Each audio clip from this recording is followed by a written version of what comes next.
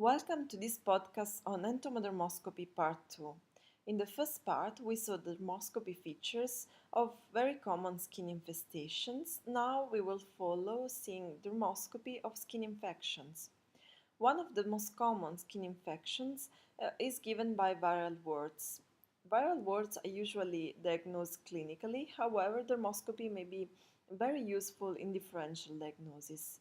Under dermoscopy, we see in viral warts the presence of white to yellowish, hypertrophic, and structureless areas, together with red to brown dots corresponding to splinter hemorrhages. In dermoscopy, we can also make a more reliable differential diagnosis with other entities, very different entities. Here, two cases with two similar clinical presentations, but of two very different entities. On the left side, we see already clinically the presence of hyperkeratosis on the sole, together with two reddish areas, reddish nodular areas, and with the presence of pigmentation surrounding these areas. On the right side, we see the presence of hyperkeratotic material on the sole. And when we see the two lesions under dermoscopy, we can see very important differences. On the left side, the pigmented portion presented a parallel ridge pattern that is very suggestive of a melanocytic lesion and in particular of melanoma. And in fact, on the left side, we can see a case of plantar melanoma that was mimicking clinically a plantar wart and was treated for many months as a plantar wart. On the right side, we see again the presence of this whitish, yellowish area with red to brown dots corresponding to splinter hemorrhages and suggestive of the diagnosis of plantar wart.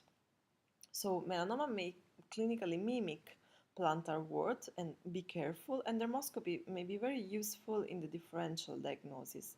On the left side, we see clinically the presence of a nodule on the sole of a middle-aged man.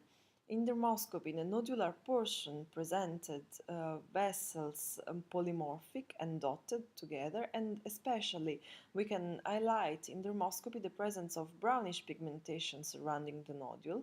This was a very thick plantar melanoma. On the right side, we see the characteristic features of a plantar wart. Another very common skin infection is Molluscum contagiosum. Under dermoscopy in mollusca, we can see usually a central pore in association with polylobular white to yellowish amorphous structures surrounded by blurred telangiectasia.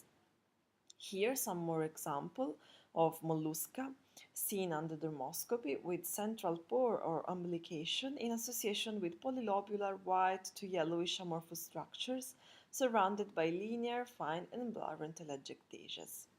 Here one example of how dermoscopy can be useful in differential diagnosis. This is a young lady treated for many months for a suspected folliculitis. This is what we can expect from folliculitis, so a central yellowish area surrounded by erythema. And this is what actually we saw in this case, so the presence of polylobular whitish or yellowish structures and a fine telangiectasias, suggestive of the diagnosis of molluscum. Recently, a dermoscopy of onychomycosis have been described, and we can recognize in this case two main patterns. One is the spiked pattern, corresponding to the presence of indentations at the proximal edge of the area with onycholysis, and the second is the presence of longitudinal striae of different colors in the onycholytic plate. Here one more example with the presence of indentation at the proximal edge of the area with onycholysis and the presence of longitudinal striae of different colors in the onycholytic nail plate. One more example of how dermoscopy can be useful in differential diagnosis. In this completely dystrophic nail of the thumb, under dermoscopy we could recognize the presence of brownish pigmentation. A biopsy of the nail matrix in this case revealed the presence of a very thick melanoma of the nail. Thank you very much.